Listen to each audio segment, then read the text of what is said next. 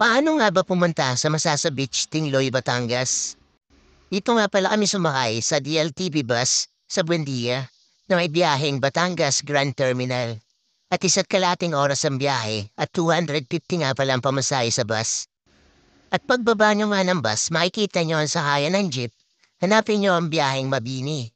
70 pesos nga pala ang pamasahe sa jeep at 45 minutes ang biyahe. Papuntang Mabini Port.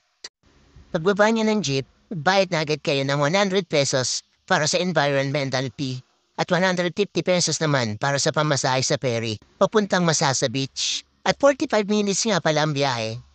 Pagbaba niyo nga pala ng ferry, ay sasakay kayo ng tricycle. At 120 pesos nga pala ang pamasahe nito, maximum ng 3 tao. Sa tricycle pa lang, sulit na ang biyahe dahil napakaganda na tanawin at mga kabunduhan dito. At bago nga pala kayo pumunta dito, siguraduhin nyo na may nakausap na kayo na tutuluyan nyo dito sa Masasa Beach dahil hindi sila tumatanggap na mga walk-in dito.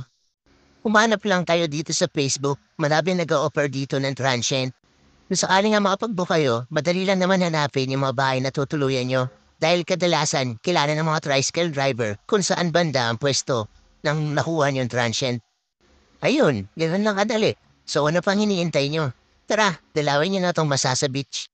At i-enjoy ang ganda ng lugar na to.